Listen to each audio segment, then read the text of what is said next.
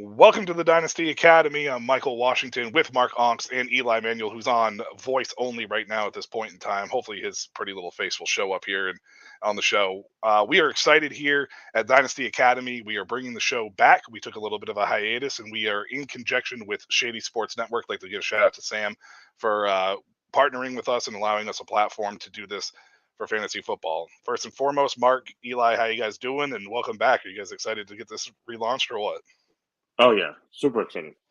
Couldn't wait for today.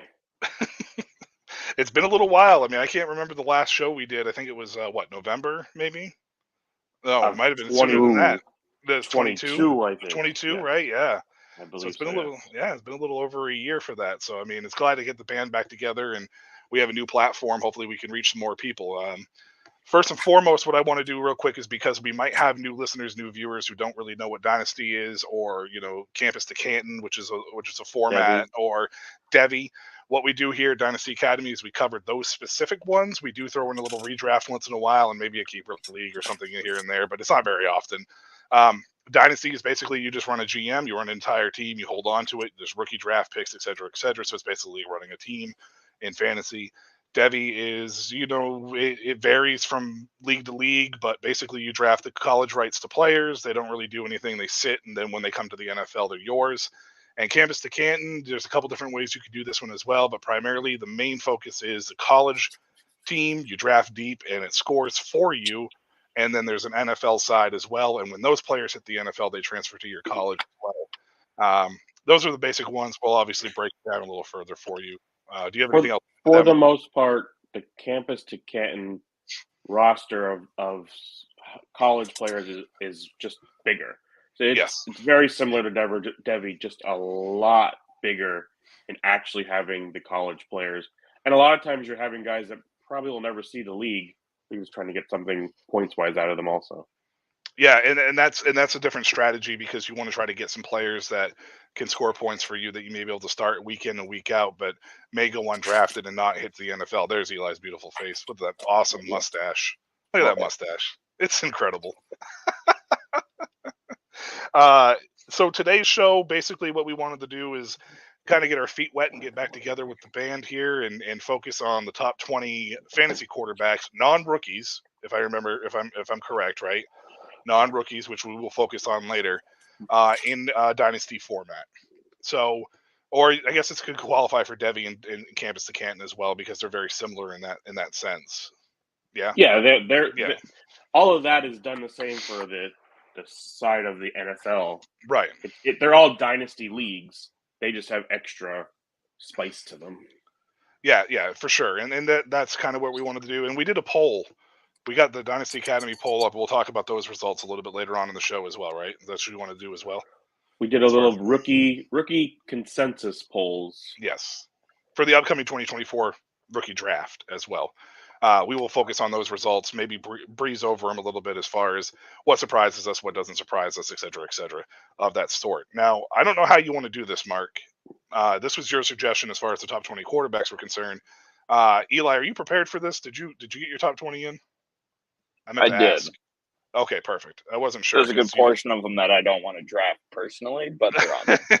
Yes, well, that's how I felt too. It did get a little shaky around 14, 15 area-ish, maybe even 13, depending on who you have where. But yeah, it was got a little scary there a while. The reason I brought it up because I feel like this year the quarterback landscape has been odd. Like for so many years, it felt like Patrick Mahomes was the guy for the consensus around all of fantasy football that he was the best quarterback.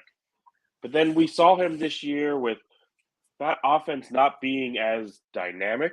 They're still winning, but not as dynamic, and the defense carrying that team. So I kind of wanted to figure out: are we still up there on Mahomes? Has he maybe fallen a little bit? Are there people just now around him where you could see any combination of 4 or 5 guys going at that 101 spot? Like where in Superflex, which Superflex for people who aren't sure are where you have a quarterback spot and then what's called a Superflex spot where you could start a second quarterback. You don't have to, but it's recommended you do. it's where you usually get more points. If you So want to win, yes.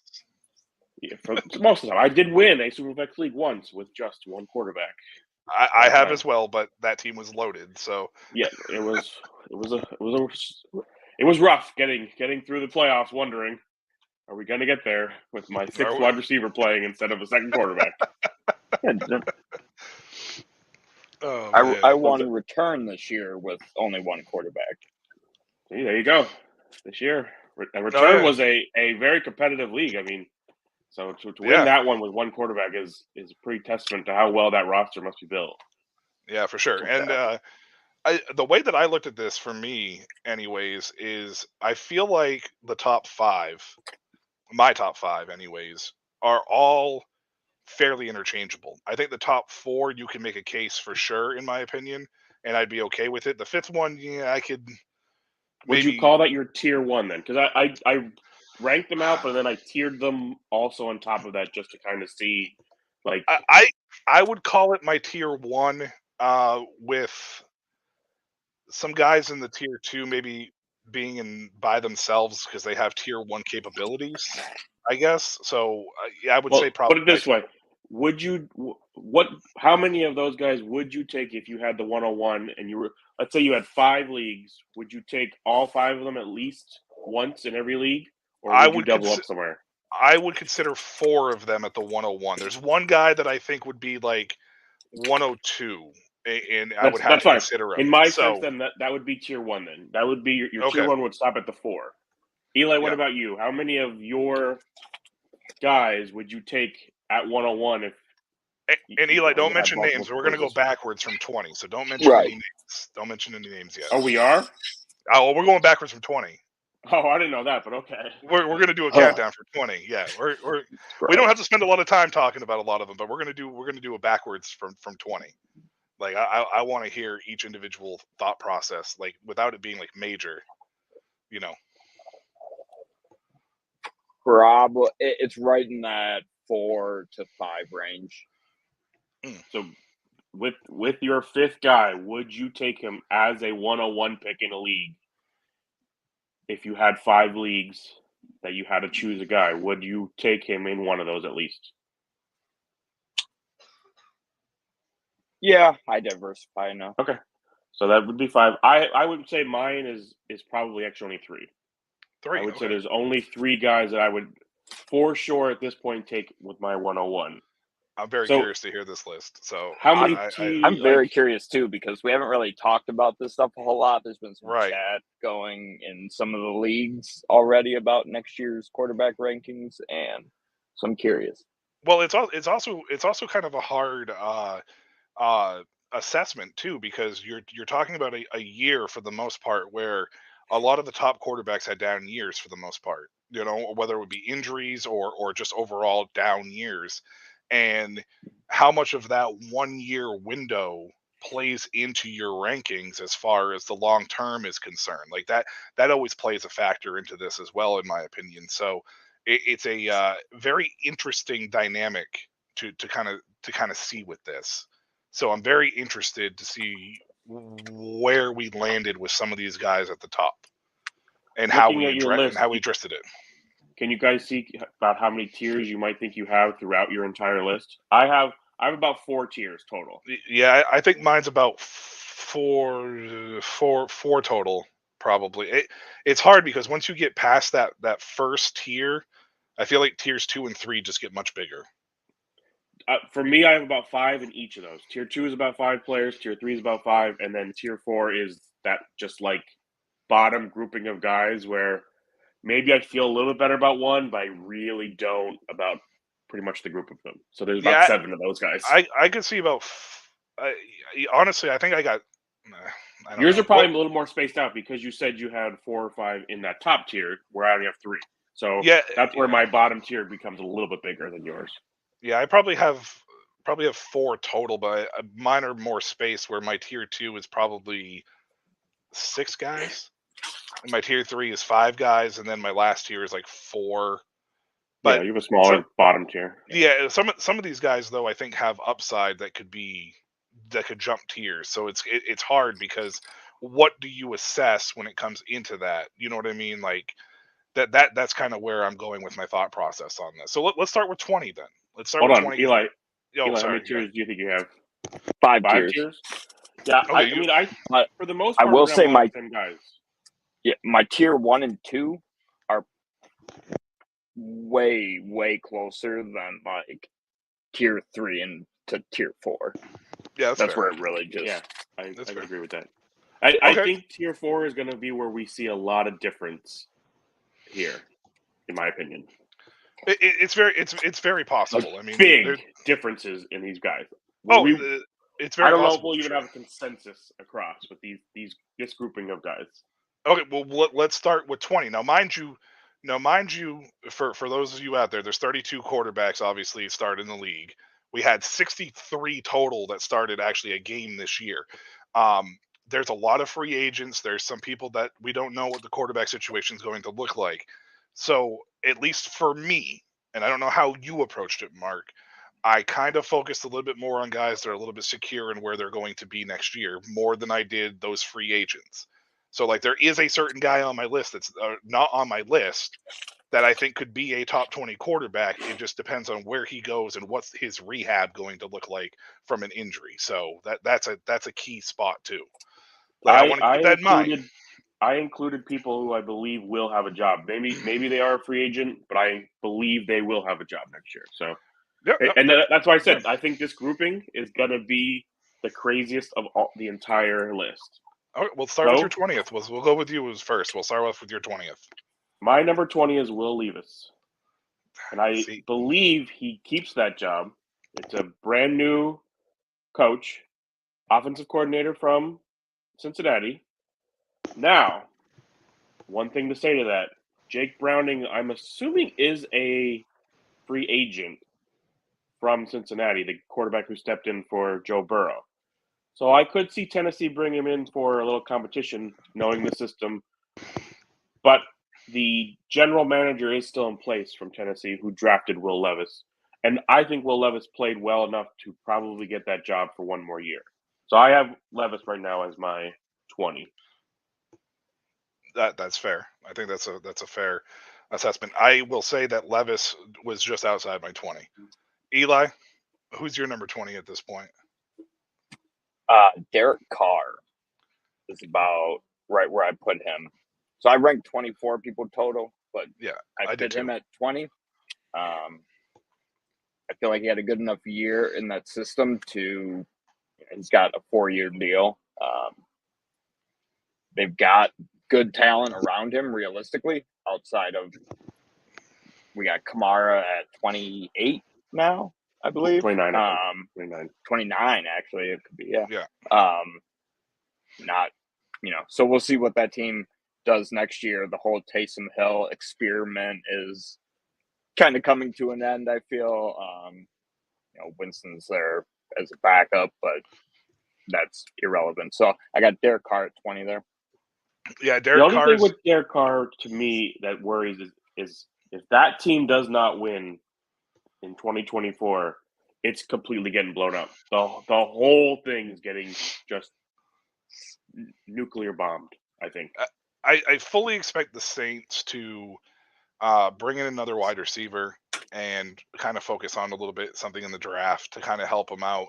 Kendre Miller should see a bigger role next year. They did say they were sticking with Dennis Allen, so at least there's going to be some kind of stability there as far as a coaching standpoint is concerned. Derek Carr was my number 21 if we were to go beyond 20. Levis was my number 22. So you guys were all right around that range. For me, my number 20 is Matthew Stafford. I just don't know where he is going to be long term, but I think that in that offense with Sean McVay, you have to kind of rank him in around this area. He's not a guy you're going to go out of your way, in my opinion, to go draft in the second, third round. But if he's your QB2, you're rolling out every week, or maybe even if he's your QB3 because you're able to get a steal, are you really that mad, right? Like, are you going to be that angry that you have Matthew Stafford? Because he should still put up enough points to make it worthwhile. So you're happy he's your 2-3 if you have a nice rookie who maybe he has to sit this year or you want to see a little bit out of, but you're not having to really rely on at least for another maybe 1 or 2 years. Yeah, correct. And that's sort of what my thought process was with Stafford. I think the team is in good shape. We'll see what happens next year. The NFL is very roller coastery as far as up and down is concerned. All these people that are shitting on my Kyron Williams issue, they may think that he's an RB1 this year and he's an RB33 next year. So whatever.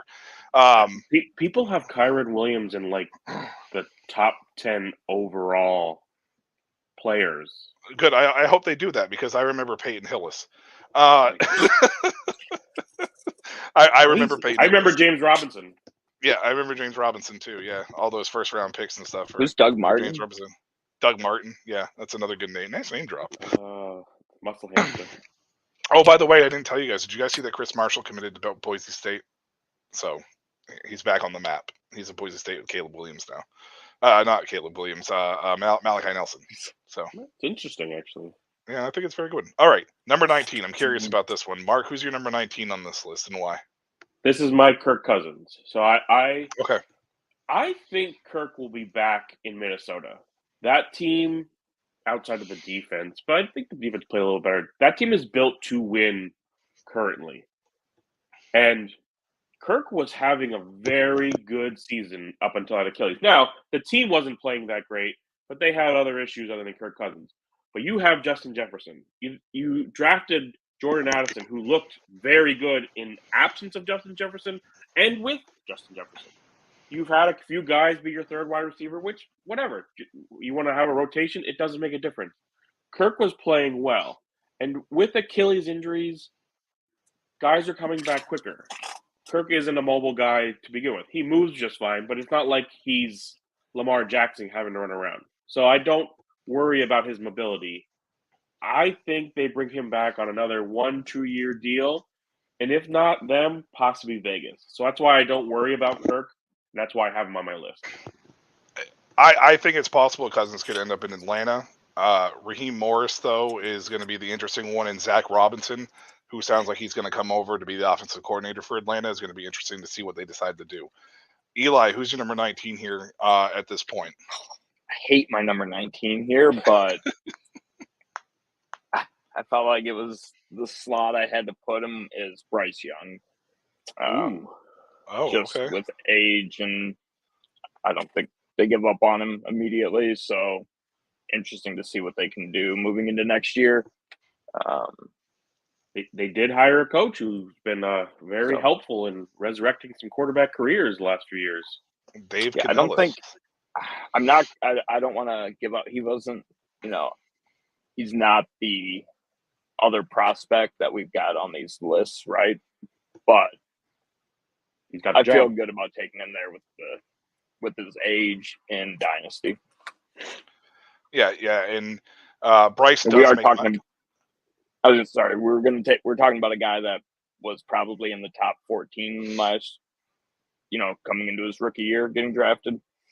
Yeah, I do have Bryce on my top 20 list. He does make it. Cousins, I omitted. He's one of the ones that I left off. But if he goes to like Atlanta or if he returns back to Minnesota on a 1-2 year deal, I can easily slot him in somewhere on this list and take somebody off for sure. Like, there's no doubt about it, in my opinion. I just want to see what's going to happen with him and see where he lands and what the situation looks like as far as that's concerned. So I kind of just left him off for right now, but I can slot him back in at a later date. My number 19 actually is Baker Mayfield, one of those quarterbacks that Dave Canellis has resurrected. Now, here's the primary reason why my thought process is here. His age is still young enough to the point where I think he can mold himself into a good career with the right organization. And Tampa Bay has shown all signs at this point that they are going to invest in him for a couple years. So that's obviously hypothetical. It's an assumption. NFL, anything can happen. But at this moment in time, I feel like Baker could come back, and it could be a 2 to 3 year window with him in Tampa Bay. Now, obviously, Mike Evans is getting older, might be gone. So it's going to be very interesting to see what his weapons look like. And with Canellis leaving to Carolina, I want to see what happens. But right now, I am okay putting Baker in my tier 4 at number 19 in this situation. He's in mine, so I don't see any problem with it. He's just higher on my list. I totally expect him to be back in Tampa, and I mean, we'll see who they hire as the OC. There's talks about who the quarterback coach just moving right into the OC job, so it could be familiarity. If he doesn't stay in Tampa, which I would be shocked, somebody is giving him their starting job at least to begin the year. Whether it's Atlanta, whether it's Washington, whether it's New England, whether it's Las Vegas, whether it's Minnesota, whether it's Pittsburgh at this point. Yep. No, somebody's giving him a job, I think. So yeah, I think so too. I think he played well enough in this year. I think Tampa Bay's going to want to hold on to him and try. They made it pretty far into the playoffs, which I don't think anybody expected in that organization.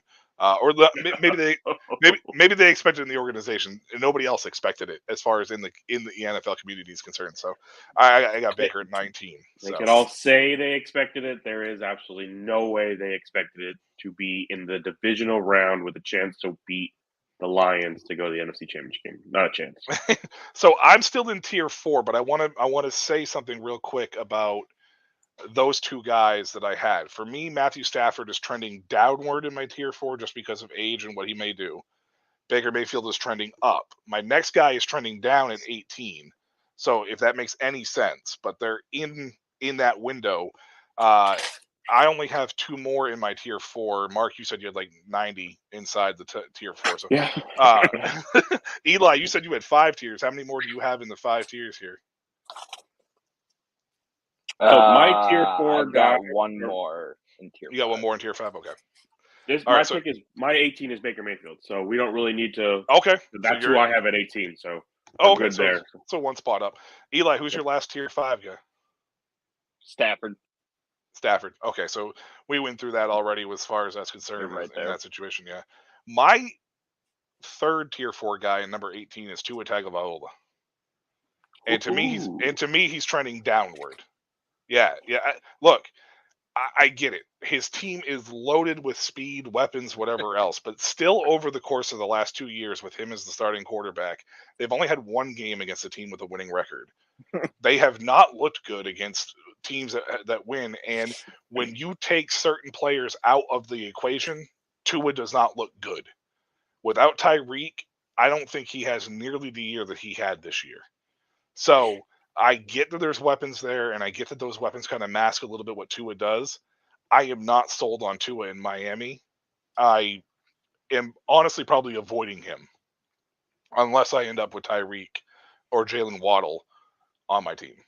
That's just where I'm at with that, with Tua. I don't know where if he makes you guys' list or not, and if he does, where he's higher, but that's where I'm at with him now personally myself. So, yes, I have him higher.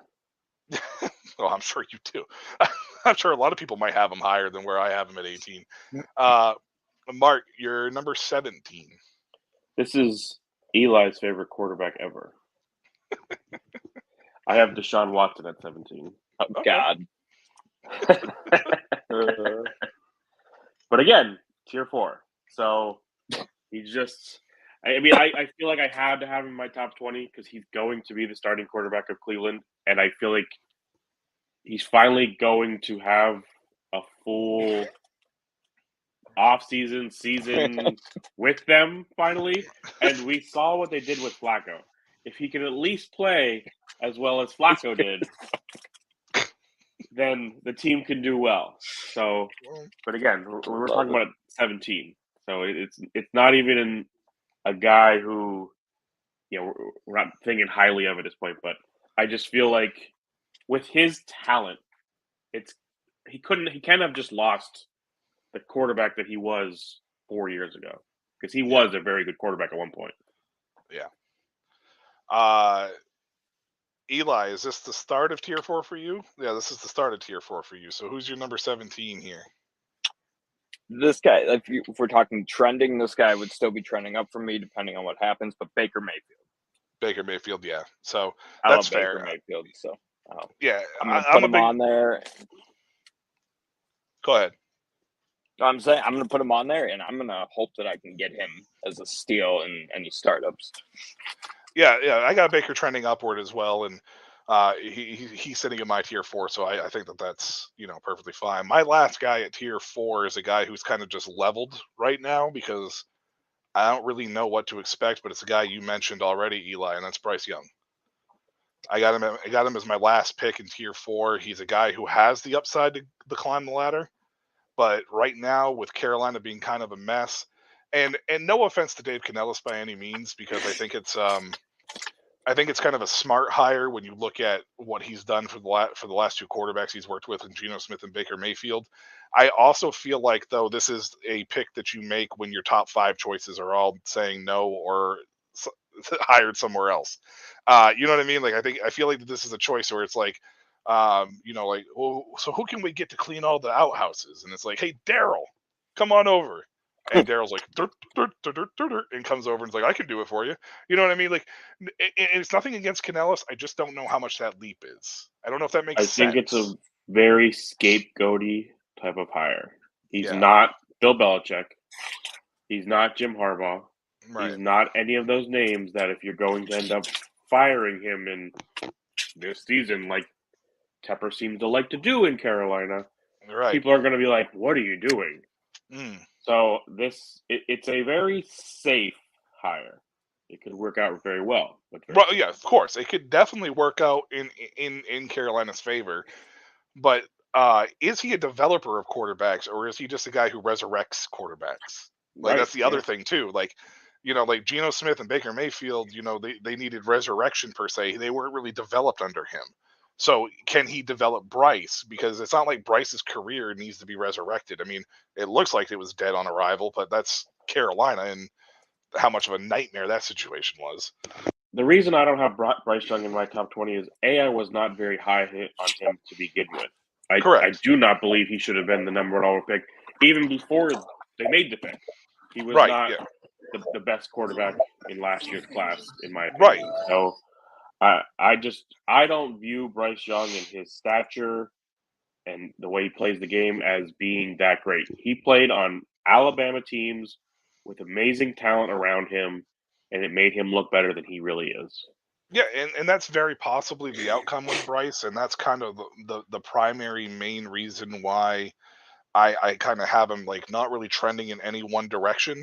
I think that 17 is just kind of safe. If it really wasn't for his age and the fact that he was a rookie and the first overall pick, he probably wouldn't have made my top 20. It was just a what felt like to me a situation where I needed to get him on there just because if you are looking to go young in a dynasty format, Bryce is a late round, middle round kind of pick where you might get something more out of him if Canellis is a hit. Right, and like depending where he's going in startups, he could be a value. I will totally agree with that. Yeah, depending on where he's being taken in startups come draft season. Yeah, and that's kind of where I was at with that. So that was the last of my tier 4. Now, Mark, we know you're still in tier 4 with this at 16. Still going. So at 16, who do you have here? This might be a very surprising pick to people, but I have Kyler Murray at 16.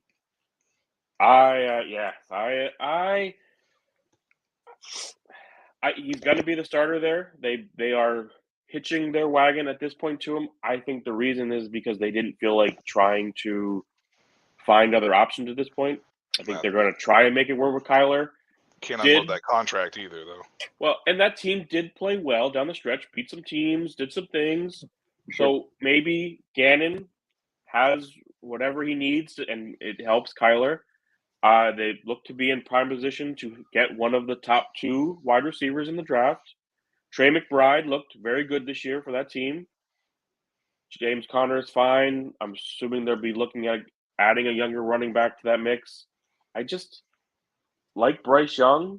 Kyler just isn't of the stature that I want as a quarterback, and his injury history is just too terrible for me at this point. Yeah, for sure. Eli, this is a tier 4 for you as well. So this is number 16. Who's your number 16 guy? Yeah, a lot of these we're seeing some consistency here. I've got Deshaun Watson at 16. Deshaun Watson. I did put him in my top 20. I expected him to be completely like on your 32nd quarterback or something. I wanted to. I kept having to slide him up over some of these guys. So. Well, this is actually very interesting because my number 16 guy is a guy who's trending downward in my tier 3, but that's Kyler Murray.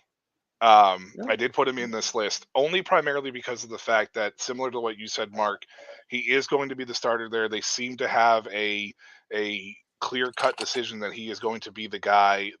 My issue with him, and the reason why he's trending down, is the injury history.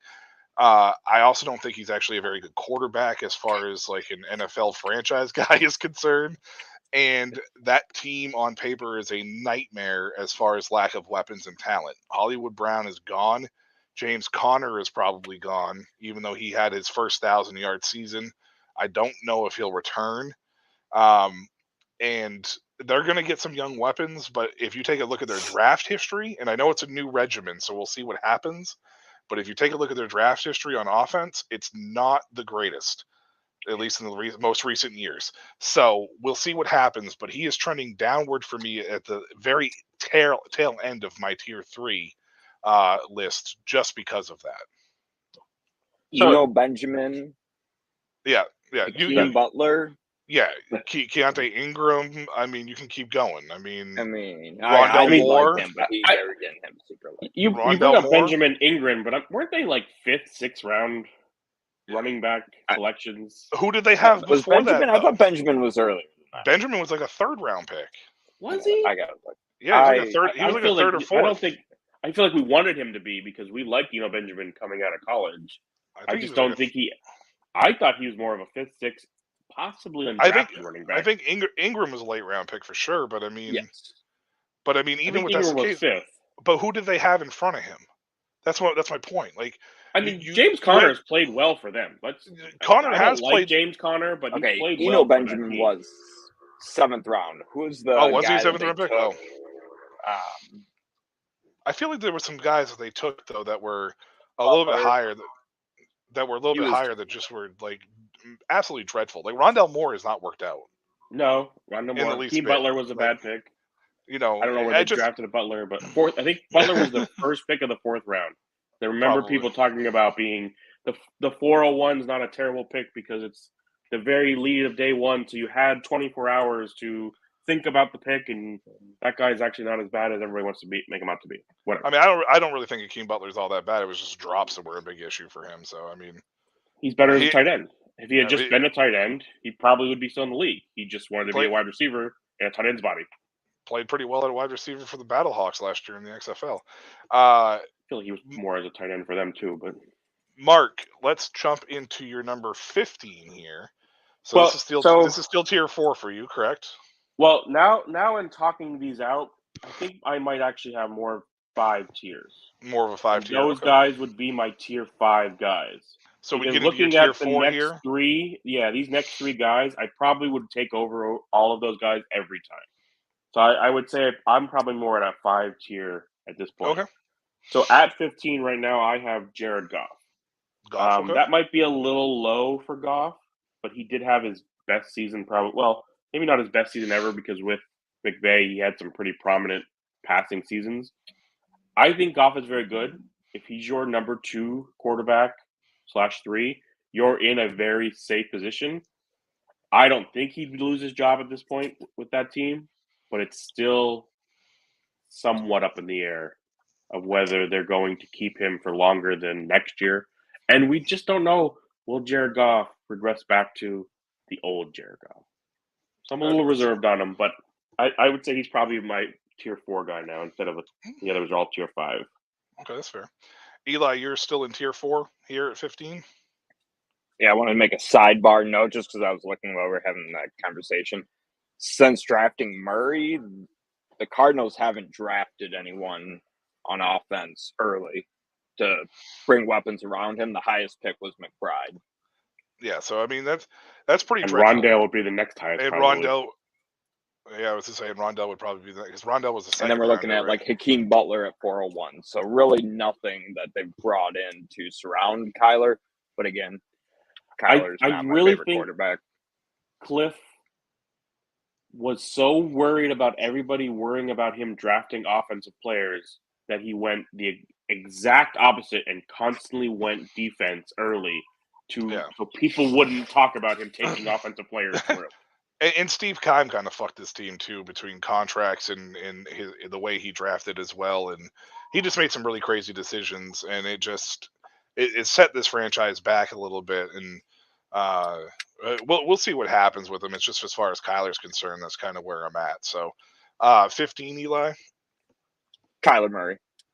Kyler Murray. Okay. All right. Well, that's fair. We don't just, yeah. Well, I will say this tier 4 moving into tier 3, I absolutely hate this section. Yeah. Well, in my tier 3 is a guy trending downward into that tier 4 category, and that's Deshaun Watson at 15. So, I mean, I think we're all kind of right there because I got Murray and Watson both trending down, and if I really wanted to just break this into 5 tiers, I absolutely could. But honestly, I would be more apt to take and be happier with a Baker Mayfield than I would Murray or Watson. It's just the question mark side of thing. Yeah, it's just more of a question mark upside thing as far as that's concerned. So my 15th is Deshaun Watson, but trending downward in this tier 4. Mark, who's your number 14? My 14 is Tua. This is where I now have Tua. All the things you said before, that offense plays well, and if that team outside of Tyreek can get a little bit better, like it's just at times I feel like Jalen Waddle was just an afterthought for whatever reason. So if Tua can continue to grow, like we do have to remember this is a time when Tua has finally been healthy for the longest time of his career, coming in with a hip injury, multiple concussions. Like this is as healthy as he's ever been at this point. So maybe now we can finally see him grow. That's where I'm going with that at this point. It's very possible, but like you were with Bryce Young, I was not a fan of Tua coming out, and I still don't think Tua has proven to me anything more. That's why I had him down at 18. Eli, where do you have here at number 14? Pure upside. I hate this section. I got Anthony Richardson here. Oh, okay. Okay. Anthony Richardson. So at 40. Young guy that we did see some plays out of. Obviously, young rookie year, didn't injury, showed the rushing upside. Needs to learn how to not take hits like that because he's not going to hold up doing it. He's a bigger guy, but it doesn't. He was taking way too many big hits right out the gate, and it's just pure upside out of when I look at the rest of this list below. He's got the highest upside here, so 14. Okay, that's fair.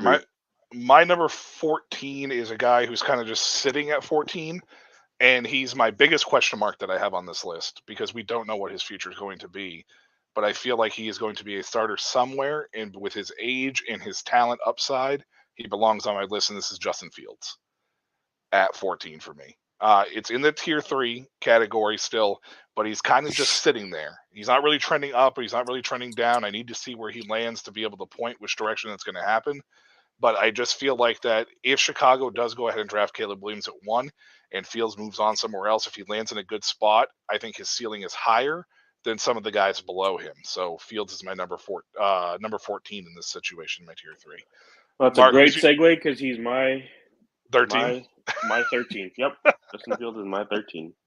Sounds good. All right, Eli, he's who's your pretty much he's the end of my tier 4. Tier 4. Yeah, so he's those 3 guys, those are the guys I would take over all those tier 5 guys.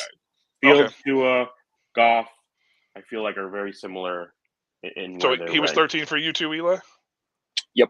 He's the end of my tier 4. You're into your tier 4. Okay, so he's sitting in my tier 3. The last one in my tier at tier 3 at 13 is Jared Goff. This is where I have Goff. And primarily the main reason why I have Goff here is because I don't think it's as much of a question for his future in Detroit as people think it is.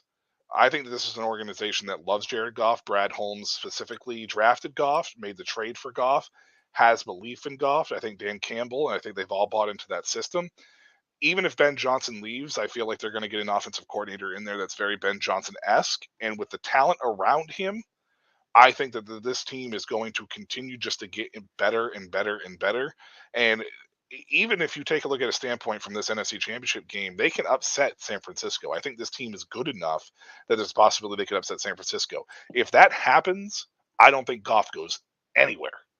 I think that he's going to be there until whatever happens, because he's going to do something that Matt Stafford never did. So that's just where I'm at with Goff, and that's why I have him at 13. Now, whether or not you put him in tier 2, my tier 2, move him up, move him down, whatever you want to say. Right now, he's just kind of sitting there, but that's where I have Goff at 13. So, Mark, who's your number 12? My 12, which starts now, my tier 3 is Anthony Richardson. I looked very good in the very small sample size we got out of him, but I completely agree with Eli. He really needs to learn to avoid injury. So his playing style needs to change a little bit. I don't want to see him lose, but he needs to. But again, he was a very raw prospect coming in. Right. Definitely did not even expect him to be starting in the league when he was. And I have to say, with Shane Steichen, he might be a pretty good head coach. So I'm believing in that system and that being their guy. Yeah. Eli, you're number 12, because I'm assuming this is still tier 3, or this goes into tier 3 for you or something? This is the start of yes. This is the start of my tier 3, and so at 12 I've got Tua. And I'm not surprised by that. He's always been higher than that. Yeah. I like how Mark put it. This is the healthiest he's been. This is one of the first times where I actually used him on one of my teams, because he's been hurt a lot. And then actually in the one quarterback league, or single quarterback league, right? CJ Stroud was sitting on my bench, and I ended up playing him over Tua, and Tua, has these games of such massive upside that with just his arm that Lamar and Jalen Hurts didn't do this year.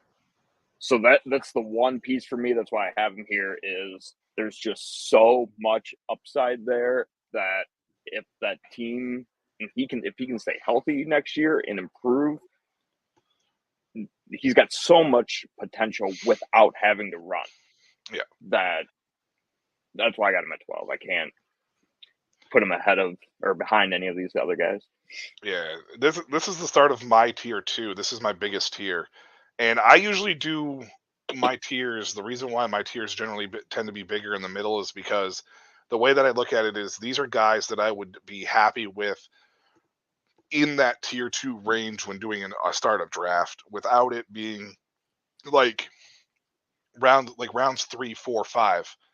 Like I could see this many quarterbacks going in that round, and I'd be happy with any of these guys at this point. So there's 2 guys on this list that I don't like. We'll get into that when I get to them, which shouldn't be a surprise to some people.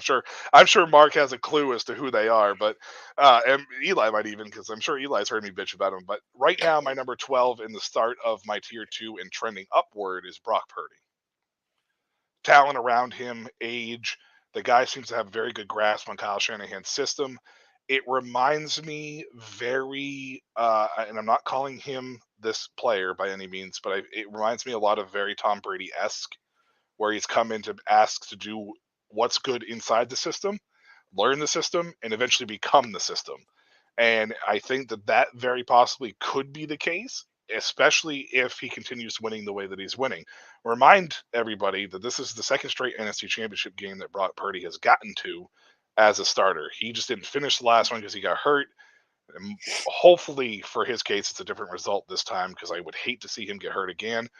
Whether he wins or not, getting to 2 straight NFC Championship games as Mr. Irrelevant it's sensational, and he has nothing but an upward trajectory, in my opinion. So that's why I have him at the end of my tier 2, and I would be ecstatic getting him in round 5 or 6 and be okay with it. I totally agree with you, and that's why he's at number 11 for me. Number 11 for Mark. Okay, see, look at that. Just jumps right into it. Eli, who's your number 11? Then we'll just. I got Jared Goff at 11. Goff, okay, So I believe enough in what he's got around him, and same thing, right? If even what they've done this year so far, if they would somehow beat the 49ers, or if they would beat the 49ers, right? He's locked in there. And Amon-Ra St. Brown, love him. You got great running backs there. At this point, like, I think that team's to the moon. Okay, I'm gonna remind viewers too that these lists, individual lists, were made without being revealed to each other. And I say that because my number 11 is Anthony Richardson. So our first 10 quarterbacks are all pretty well in that, like, very close, right? I think there'll be one that'll be different at this point. Yes, but I think Tua has been so far the biggest discrepancy as far as where positioning is. Yes. Right. Definitely. Yeah. And Anthony Richardson for me at 11 is primarily because he's trajectorying in the flat rate. Like, he's not trending upwards or downwards at this point.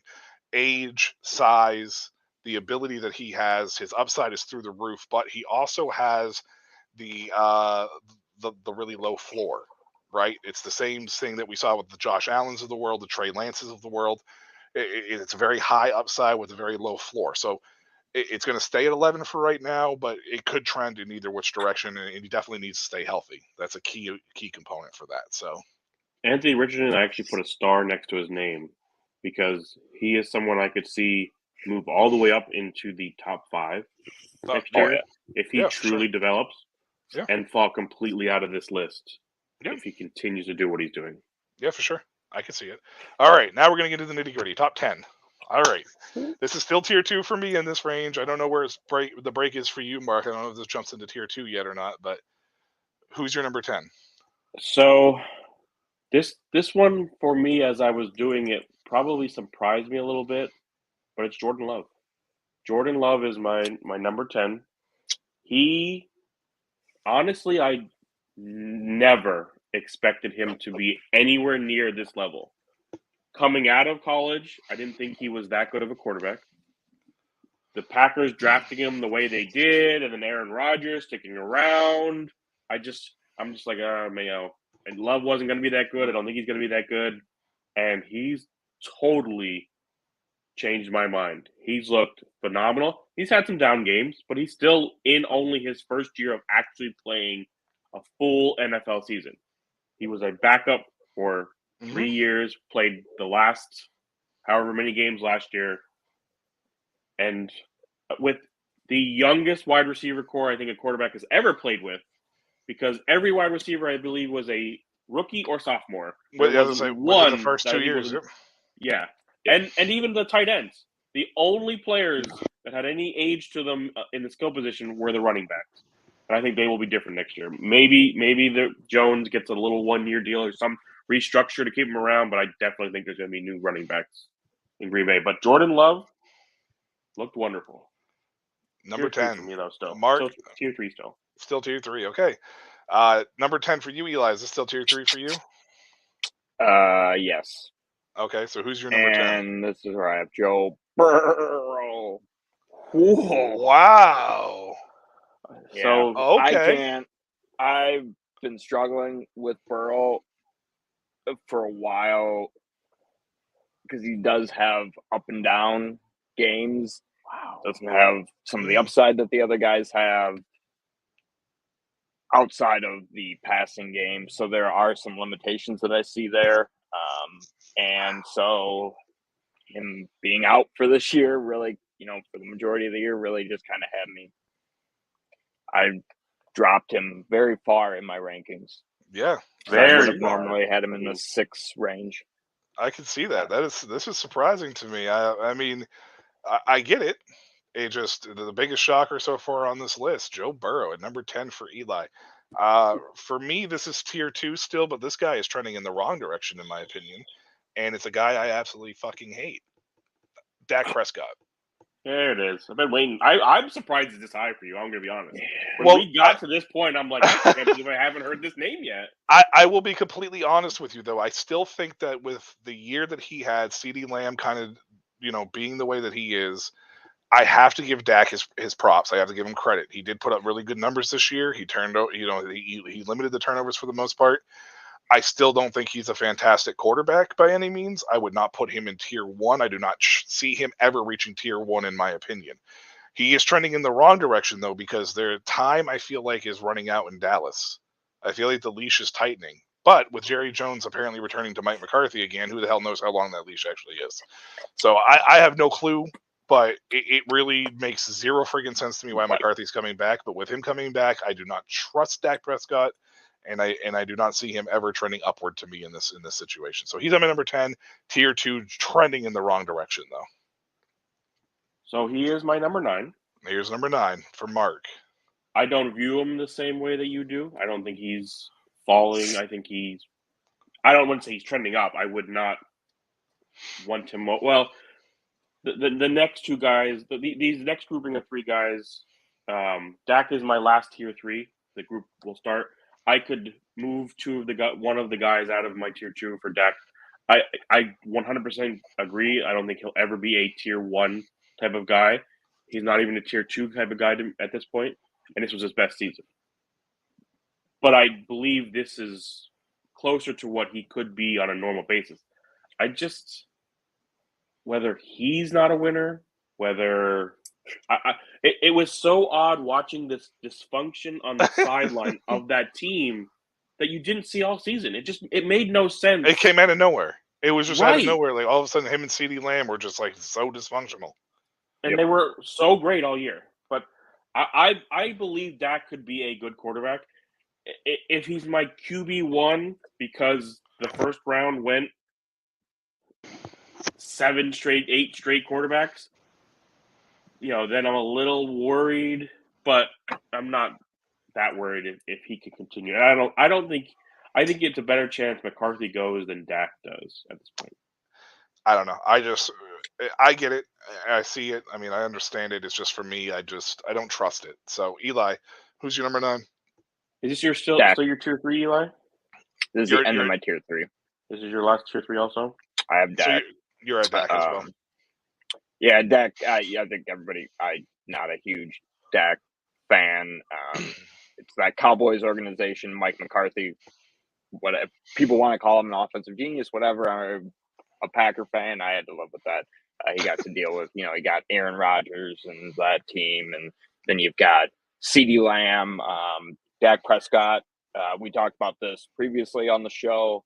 That Dak Prescott, at least for me, I don't know if you guys remember this, but reminds me of Kirk Cousins. That's kind of how I feel about him, right? Cousins had Justin Jefferson. Here we got CeeDee Lamb. They've got offensive weapons, and we don't get as much consistency. This was his best year, but I'd take him at 9. I'll take him at 9 there. My number 9 is Jordan Love and trending upward.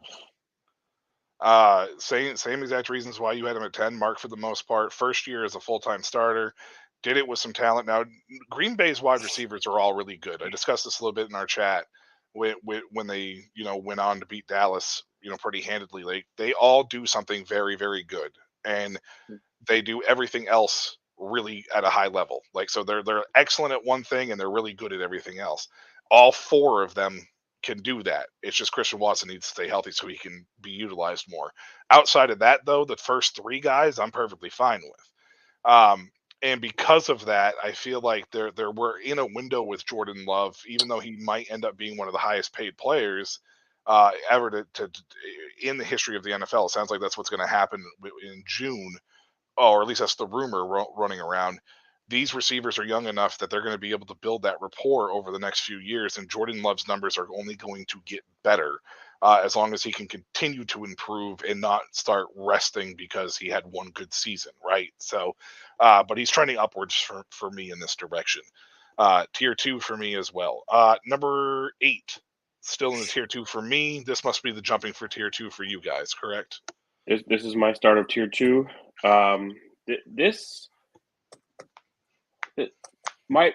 It's Trevor Lawrence, and okay. Trevor didn't have a great year this year. It was a bit of a regression in year 2 with Doug from year 1. It's an overall a team that should have been better than they were. They should not have missed the playoffs. They should not have been. I think they ended up 9-8 or 8-9, whatever they were.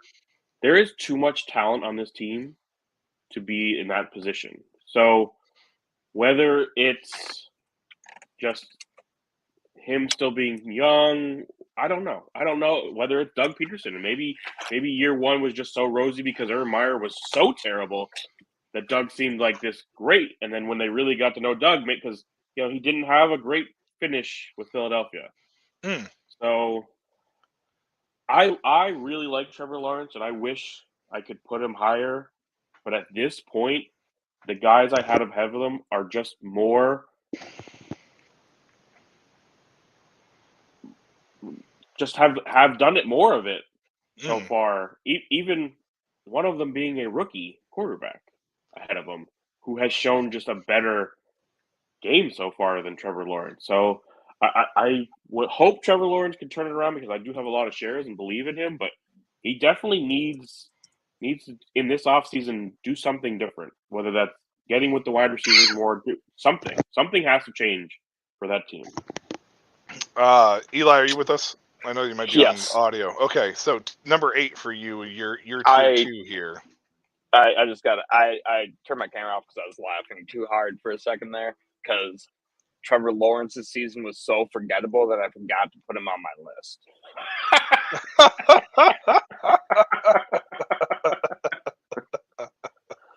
Wow. Okay. Would you have him at 8? He'd probably. I think on my original one that I had typed up this morning when Mark first messaged, I think I had him in the 12 range. I'll double check that. But yeah, when I redid my list, I ended up crossing them off for someone. Wow. Okay, so who's your number 8 then? We'll modify that, but number 8, I got Brock Purdy. Brock Purdy. Yeah. Brock Purdy, just because of the weapons around him. It is a cool story, quote unquote, right? If you want to say he's like the Brady getting drafted late, but he plays well in that system, and they beat my Packers' asses again. So, God bless him. I mean, granted, they did not beat them handily at all. No, Green Bay had that game won and gave it away. San Francisco did not win that game. Green Bay lost it. Yeah. So for sure. I'm still in tier 2 here at number 8. One thing to mention with Eli's mishap of T-Law is for everybody to know this will not be our final quarterback going into 2024. This is an exercise because down the road, after we get rookies in here, after we see what some guys go, because let's remember, we heard rumblings of Russell Wilson going somewhere a few years ago, but we all did not expect him to get traded to Denver. Yeah. Things like that will continue to happen every year. Yep. This is just an exercise to A, see where we think quarterbacks are right after the season, and B, to see how much does this change in 6 months. Yeah. Yeah, and my number 8 is a guy that had a pretty dramatic change, and he hasn't been named yet. And to me, I think he's trending in the wrong direction in my tier 2 category, and that is Jalen Hurts. Look, I don't like him. I mean, okay, I shouldn't say I don't like him. I came around on him the last couple of years as far as like being okay with having him. I even traded for him, which made some people surprised, and like I traded for him in a couple spots, and I understood the appeal. Hurts was such a regression this year, though. You talked about it with Trevor Lawrence. Hurts was such a regression this year. It makes you wonder, is it the player in the system? Was it the system and then the player? What happened in that situation? We'll see what happens with the new offensive coordinator. But mind you, this will be his 3rd offensive coordinator in 3 years now. So I can't hold it all against Hurts. So that's why I put him at 8. 4-4, actually, technically, because he was with Doug Peterson at first. Yeah. So I guess you could say 4 and 5 years, because didn't he have Steichen for 2 years? No, he was not there. Year? He was the OC with Reich in Indy. Okay. Or he was the quarterback coach, I think, in Indy with Reich before he came back to Philly. Okay. So he is 4 and 4 years. So I can't blame it all on Hurts. That's why I have him at 8. I just think he's trending in the wrong direction because I don't think the talent was ever truly there to be a tier 1 guy. I just think that he benefited from Steichen being the offensive coordinator there. So Jalen Hurts is my number 8 for basically the reasons you mentioned with Trevor Lawrence, but I haven't mentioned Lawrence yet for a reason, and I'll explain it when I get to it. Mark, who is your number 7? Hurts? Jalen Hurts. Look at Hey, segue right into it. Eli, who's your number 7? Hold on, before we move on. Herbert. Before we move off of Jalen Hurts, what you said though about Hurts and the year with Steichen is why I have a little more belief in Anthony Richardson, because exactly. Richardson is a guy coming in who was. I mean, Hurts had a lot more college time, but was raw as a quarterback. Yeah, for Richardson also. Hurts, I just wonder, was he hurt this year? Was there injuries that were not disclosed as well as they possibly could be because this was a team that was supposed to go to the Super Bowl and they didn't want to have him miss games? And that's the reason I have him at 7, because we have seen it. We do have the rushing upside, and that kind of pushes him up a bit. I just feel like he could be Cam Newton. And that's very possible too. And again, that's one of the main reasons why I have Hurts at 8 is just because I think that the upside is there. I think we saw it, but I'm worried that his time with Steichen was his ceiling. Right? That's my concern. Eli, he could easily fall down to 11, 12. Exactly, and that's the reason why I have him trending down. But I think inside the top 8 is still fair for him right now. So, Eli, 7, you had said Justin Herbert? Justin Herbert. I knew that was going to get you. I knew that was going to get you. Holy shit. Okay. All right. I've got question marks about Harbaugh going there personally. I know some people don't, and it's the question of whether or not Herbert can be a top 5 to me, can he be a top 5 quarterback long term in that system? We've got Keenan Allen aging out. We didn't see Mike Williams a lot. Quentin Johnson, we didn't see. We see the upside. We see that Eckler had down years, so they didn't have that part of the game. But I just don't. I don't love Harbaugh going there as to support a quarterback. Okay, like Justin Herbert, because Kaepernick had good years with Harbaugh, but that was a running game. That's a very Kaepernick running the ball also.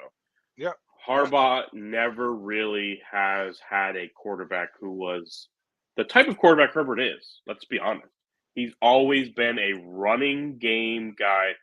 Even when he was at Utah, Alex Smith was his quarterback, who was more of a runner than a passer at Utah. So people want to talk about how good those Niners teams were, and they were, with running the ball, not passing the ball. This is still tier 2 for you, Michael? Yeah, this is still tier 2 for me. I got one more after this. This guy's trending upward, and I think that this is kind of fair at this point. You guys have him ranked higher than me, obviously, because I'm ending out number 7, but CJ Stroud here at number 7 for me. Primarily the main reason I hear, unlike you, Eli, with Burrow and Herbert, and the reason I have those two higher, I mean, I haven't mentioned them yet, so it shouldn't be a surprise. It's primarily because it's only been 1 year with Stroud. Now, Stroud is astronomically better than we've seen for a rookie quarterback in a long time, right? Like the season was incredible. Is it something though that's going to be sustainable? I want to see it a little bit more. I still think 7 is a great spot for him because it is trending upward, and I think that it's a good situation where I can't put him in tier 1 yet, but I would be very happy having this guy as a 1. Because he's that high up in my tier 2 category, if that makes any sense. That's the way that I look at it in that aspect. So Stroud at 7 for me. Mark, who's your number 6? My number 6 is Lamar Jackson. Oh, and he had a much better passing season this year. We definitely saw a better offensive coordinator for Lamar, and him progress to be a better passer. That did lead to some down rushing, which isn't terrible for Lamar overall. It's just terrible for fantasy purposes because the points aren't as great and the rushing touchdowns aren't, they mean more for a quarterback. So I think overall this makes Lamar more safer moving forward. It's just he's now, to me, not one of the top guys because of losing some of that rushing. The passing numbers got better. Not sure they could get much better for him and the type of player he is in that offense, because it is still a run-first offense with that team. But I think overall he's now a safer player. And I feel better having him at 6 now than I probably would have ever before. I probably would have had him at 8, 9, 10 just because the injuries were starting to pile up. And it's like, okay, that running quarterback, that style, is it catching? He's progressed as a passer now, though, in my opinion. Okay, that's fair. Number 6 for you, Eli. Yeah, I'll comment on Lamar when I get there. But number 6 for me, Jordan Love. Jordan Love, yeah. Tier 2 still? A little bit of homer. What's that? Tier 2. Tier 2 still? End of Tier 2. And yeah. So he's right on that urge for me. Better season than we saw Rodgers have. And Rodgers, I don't want to say he had better weapons because I don't necessarily think that's true. But he had more experienced. Yeah, he had seasoned weapons that were already playing in a system that had been running, right? Whereas Jordan Love stepped into, as you said, the youngest team in the NFL across the board, let alone at the wide receiver position. And we saw a lot of growth out of multiple wide receivers throughout the year. I mean, Romeo Doubs had a phenomenal game against the Cowboys. You saw Jaden Reed break out. Watson showed signs when he was on the field. So I'm excited. I ended up trading Love in a deal to get or traded Jalen Hurts in a deal to get Love this year. So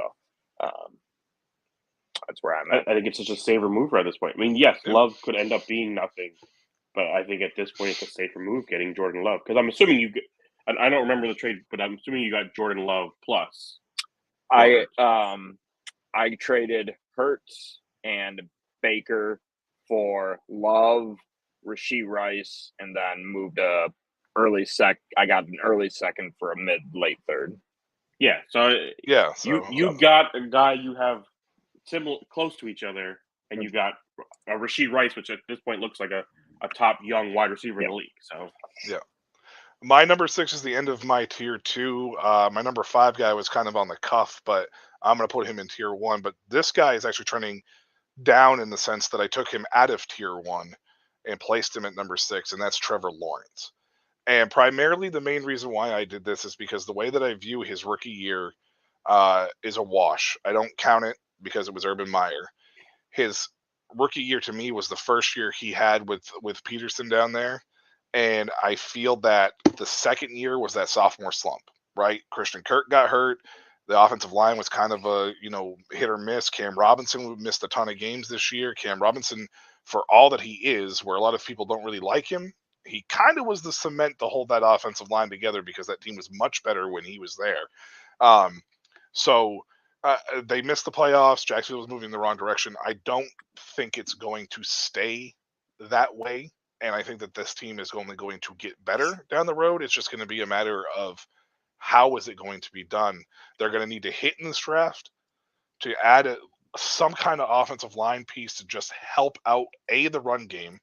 I know ETN had a good year, but it felt like at times this run game kind of sputtered when it needed to be, and it was a little too much on Trevor, I think. So I think that they need to try to take a little bit off and then slowly add it back on. So that's kind of where I'm at with him in this category. I also think Trevor needs to stop trying to be this Iron Man that doesn't miss games. Yeah. And when you have an injury that you should probably miss a game for, miss the game. Because I think it affected his whole end of the season, because when you can't move on the ankle, now we're getting hit harder. Now we're hurting the shoulder. So now we can't barely move on the ankle. We're trying to make throws with a bad shoulder. And everything's compounding to be worse. Take the game or two off. You're still young enough. Take the game or two off. It's very similar to the Jalen Hurts situation where we weren't sure if there was some injuries with the knee and the shoulder and everything else that was going on. Trevor Lawrence, I think, played a lot of this season banged up in a lot of sense, and I think it kind of hurt the performance down the stretch. So I think a lot of people kind of soured on him a little bit, like Eli dropping him as far as he did, kind of situation. Like I think it was just completely out. Completely out of the whole list. I think a lot of people just kind of did that because of the injury aspect of it, but it was not a pretty season by any means. But I still think he's talented enough, and I think Jacksonville has him in there, so he's my number 6. All right, here we go. Top 5. Mark, top 5. Number 5. Still tier 2. This is CJ Stroud, and I don't think he had the best year he could have.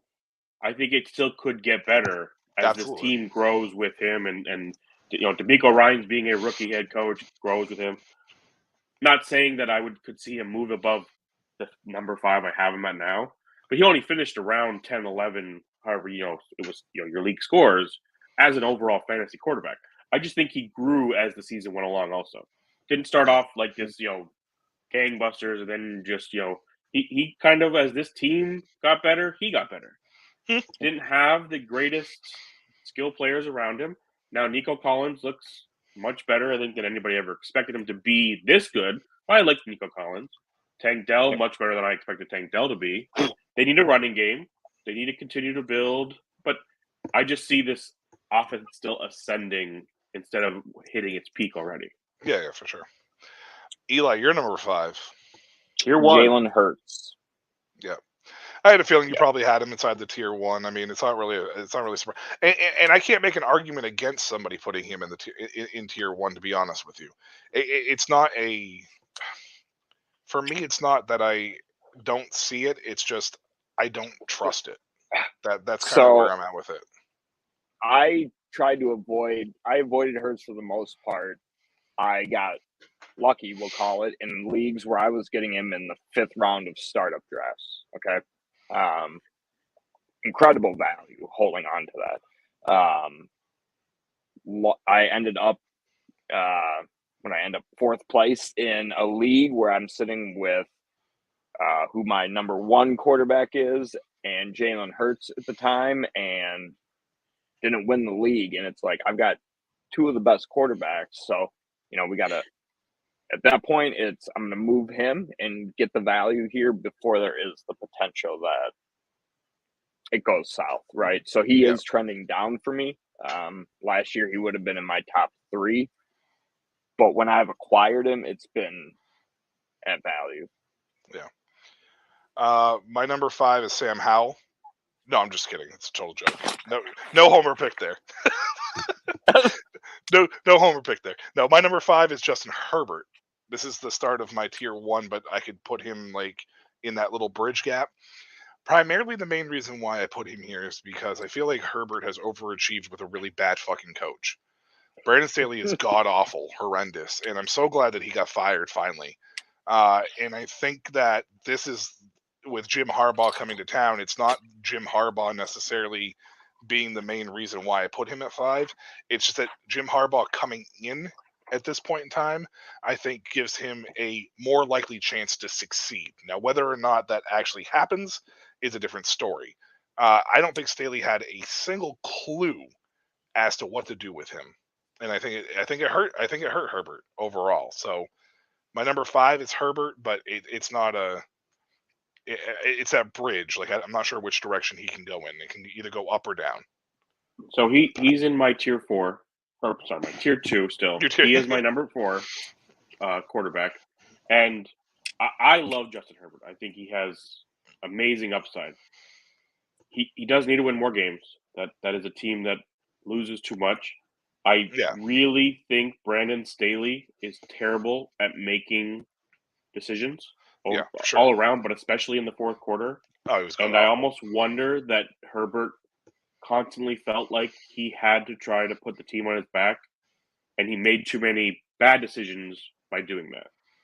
The hope is Harbaugh brings in an OC that fits Justin Herbert better, but Harbaugh is a better decision maker all around than Staley was. So he could fall if this team is Greg Roman at OC and that type of stuff. We'll see how it goes, But I just believe in the actual upside of Justin Herbert. Yeah. And I can't move him. 4 is probably low for me than it was. I probably had him, I think, at 2-3 last year. I believe in the one dynasty we started last year, just a regular Superflex dynasty. I was contemplating, do I take Herbert or Burrow at 2 at that time? So it's just that team has been good around him. It's just the decisions and even his decision making. But I blame partially on that to Staley and him making him be that kind of guy. Yeah, I don't think Staley by any means helped that situation out at all. And one of the big things for me in this sense is like I do an NFL show here on Shady Sports Network that airs on Tuesdays, and I have a professional wide receiver that's on the show with me, and one of his biggest things is he's always like, well, the coaches can't, make the plays for the players, and I understand that, but I feel like at the same time, Staley also was responsible for holding Herbert back from making those plays with poor decisions and bad play calling and whatever it may have been as an overall head coach.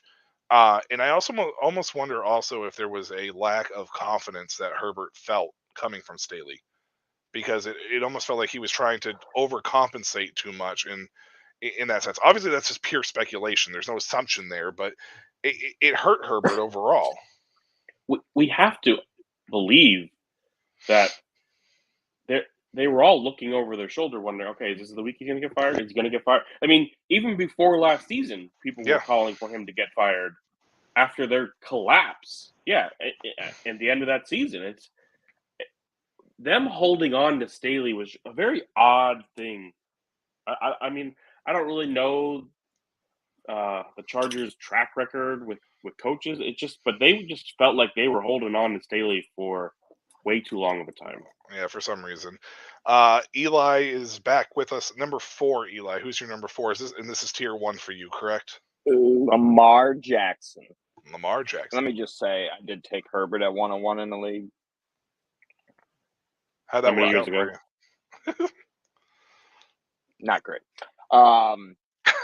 Lamar Jackson. I disagree with that, but okay. Well, yeah, no, I think it worked out great, just maybe not last year. Not last year, or the year before that, but either way. Lamar Jackson at 4. I agree with you, Mark. We saw the points come down a little bit with the lack of the rushing production or less rushing production, but you got to remember, though, I'm not in love with the weapons around him, and then Mark Andrews being gone for how many games did Mark Andrews miss? 10 games, something like that. 8 games.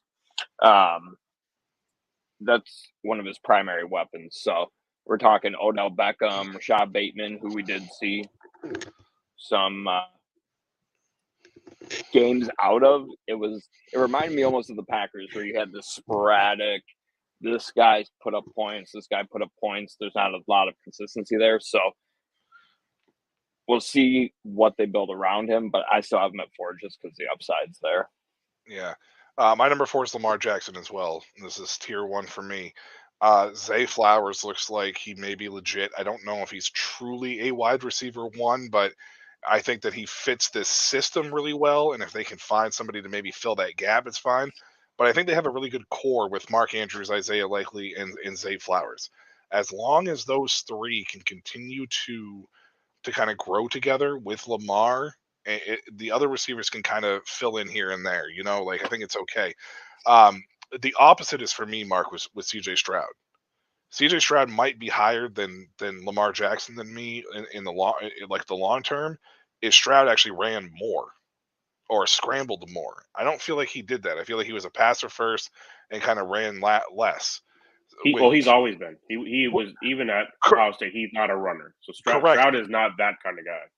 I think Stroud is a more elite passer than Lamar, obviously, but I think that because Lamar's rushing even at a quote unquote down year or down whatever it may be, still puts him above CJ Stroud in my opinion when it comes to fantasy. So that's why I put Lamar ahead and still have him in that tier 1 category. I think Baltimore is going to do everything they can to make sure that they are actually trying to build around Lamar still and try to get pieces in there that are going to fit. And I think Todd Monken has a little bit better of a grasp of the overall offense than Greg Roman had. So we'll see. It might be a slow development, but where they are already, it just makes me think Lamar can continue to be in that tier 1. All right, number 3. This is my tier 1. Now, this is the tier beginning 1 for Mark now. Patrick Mahomes is my number 3 quarterback. Patty Mahomes, okay. So for some people might have him as their number 1. Some might have him as number 2. Again, he's still tier 1 with these other guys. It's just, what are we doing with that offense? Travis Kelce clearly had a down year, and he's only getting older. So to rely on him continually moving forward, not great. Rashee Rice looked wonderful.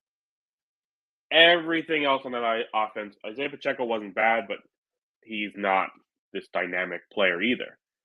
On that offense was just dreadful this season. They need to draft more wide receivers. They need to get rid of Kadarius Toney. MVS is not much better. Mecole Hardman on the second go around, just fumbling. That's just like, which is why I don't think they signed him to begin with.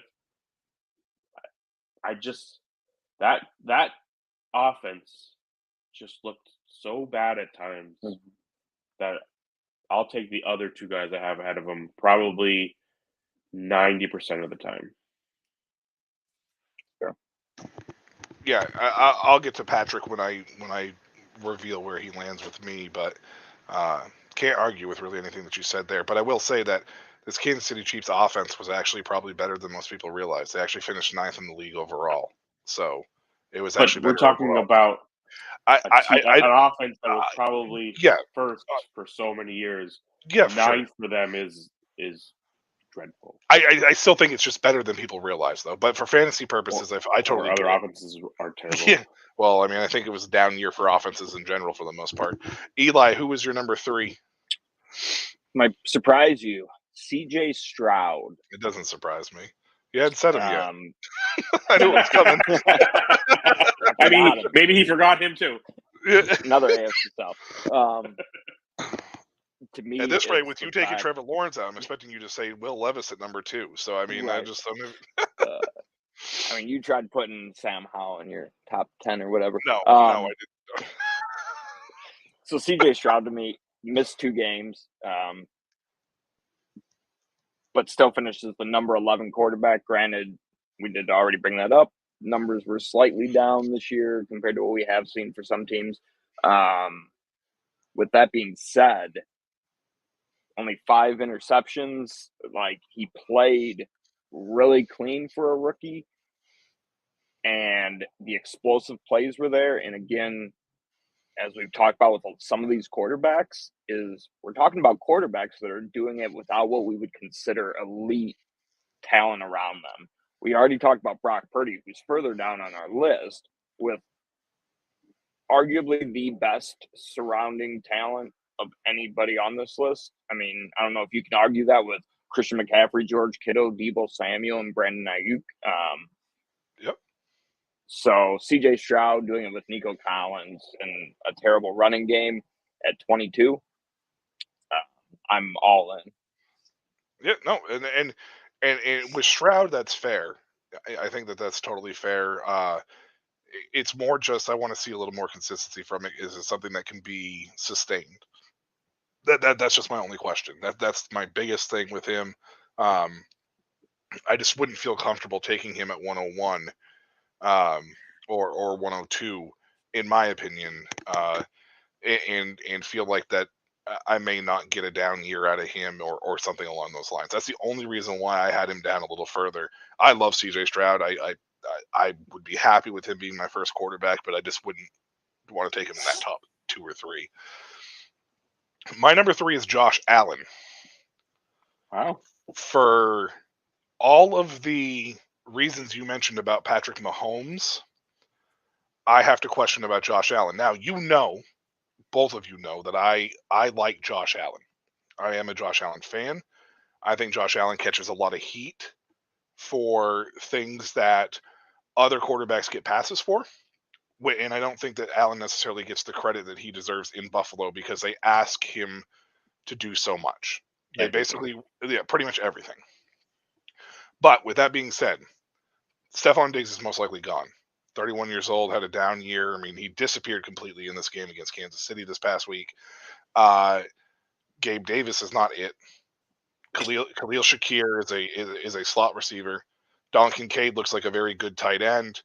James Cook looks like a very good running back.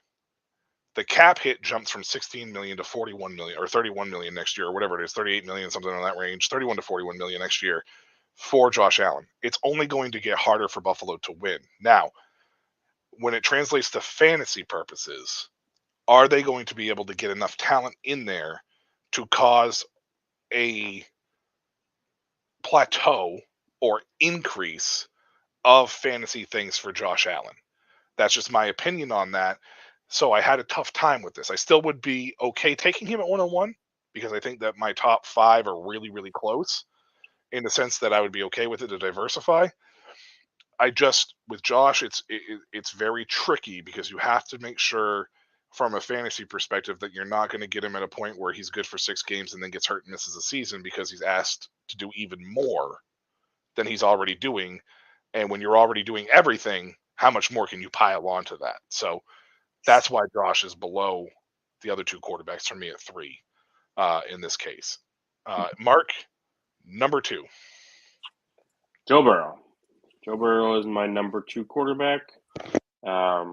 This is why I was quite surprised to see Eli have him all the way down at 10.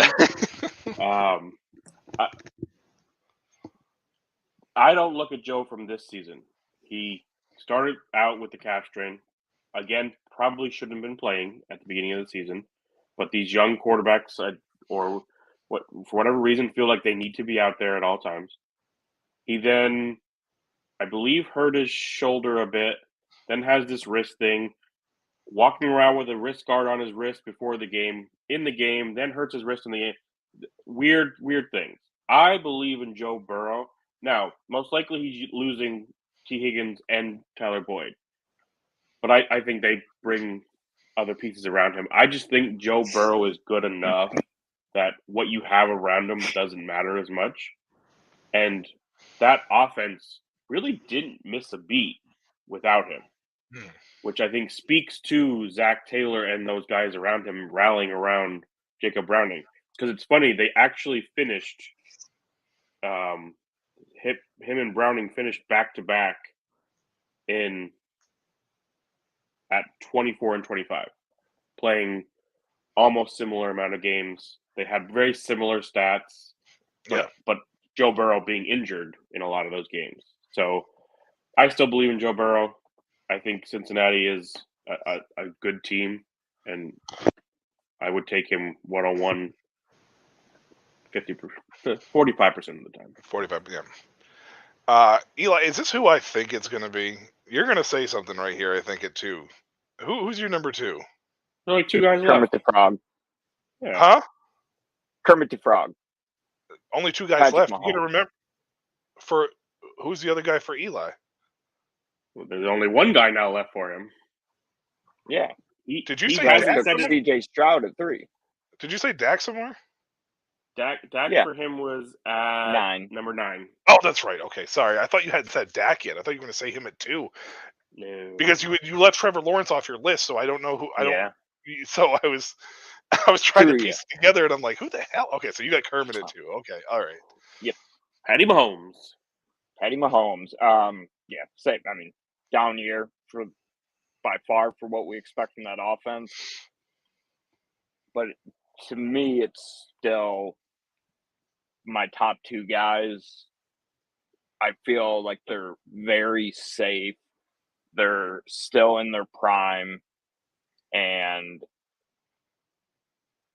when I look at what they've done, whether it was over the course of their career so far, they're the 2 guys that I feel the safest taking with these top 2 picks. All right. Yeah. My number 2 is Joe Burrow. So Mark and I, obviously, our top three is just flipped as far as that's concerned. Burrow's in the center spot. For all the reasons you mentioned about Burrow, I think it's safe to say Higgins and Boyd will probably be gone, but I either expect them to hit free agency and try to find a guy like Ayuk or something to come in that may not command a large sum of money. That kind of player. I'm not saying Ayuk per se, but something along those lines, or they're going to draft somebody to come in with Jamar. Maybe it will be another LSU guy at that point, Brian Thomas or something. Did San Fran not pick up his 5th-year option? I think he's a free agent. If I keep hearing or keep thinking that he's part of that free agent class for San Francisco. I don't quote me on that. I'm not 100% sure, but I believe that's what I keep hearing. So, yeah. Anyway, so that's where I'm at with Burrow. Okay, number 1, Mark. We all know who it is for you. Josh Allen. My guy, number 3. And these 3 are interchangeable. I just think after this season, I think this is the first time when we've seen people behind them starting to leak up in with them and make the question harder. For I feel like a lot of years it was Mahomes, and then it was it's Mahomes or Allen. Oh, it's Mahomes or Allen.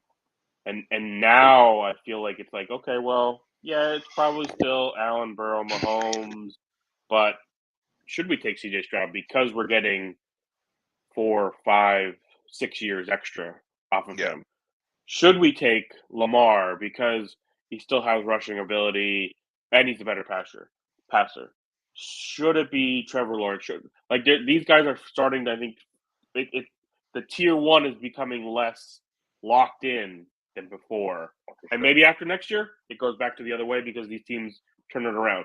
But it feels like for the first time, those top 3 have more questions than they've had in the past. Yeah, no, I feel you there. Eli, your number 1 is Josh Allen.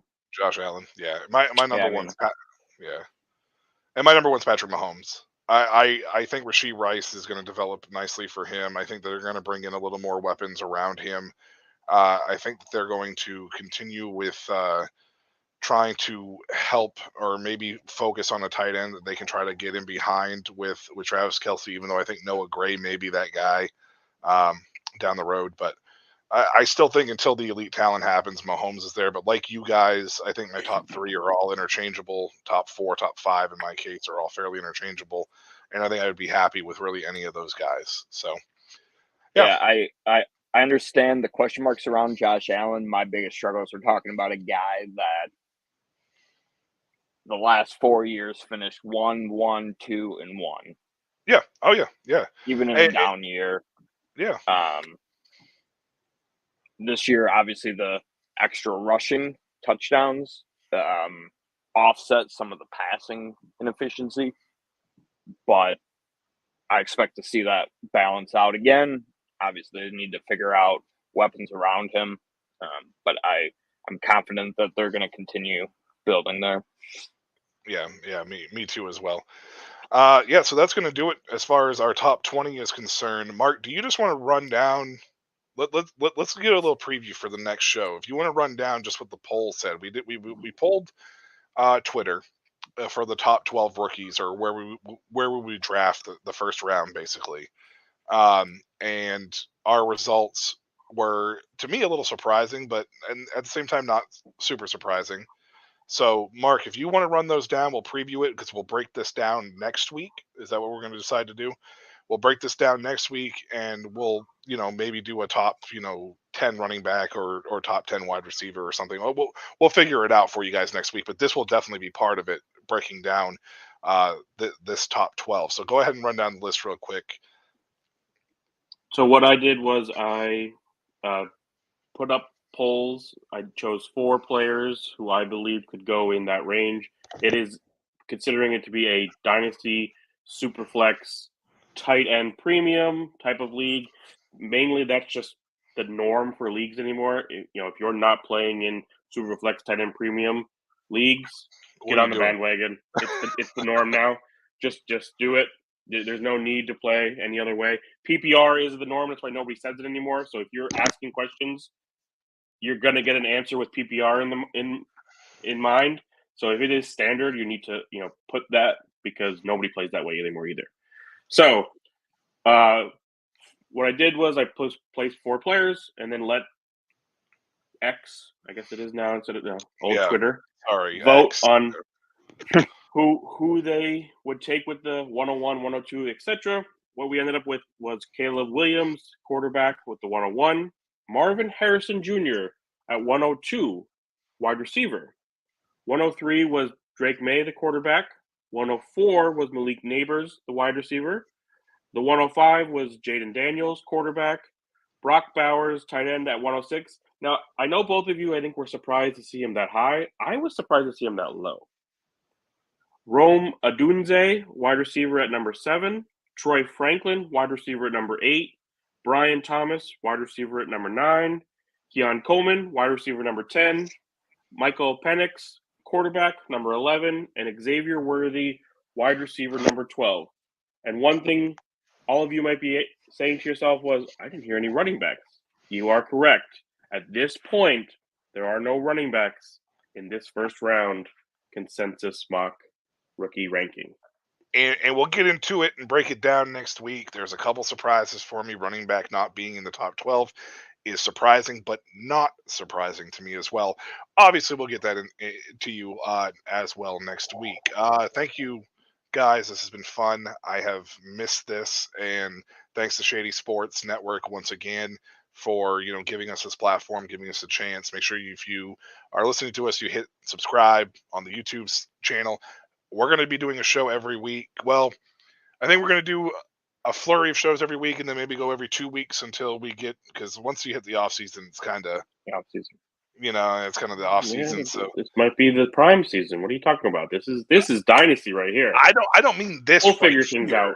I don't mean right this second here this spring. I meant in the summertime. But yes, anyways, leading up to the draft, we're going to be doing it at least once a week. We might have a couple days off, but make sure you hit the subscribe channel. Make sure you hit us and like us. Hit the little dingy bell thingamajiggy so you get the notifications that we're on as well. You can also follow us on X, Dynasty Academy. The Academy E is actually a 3.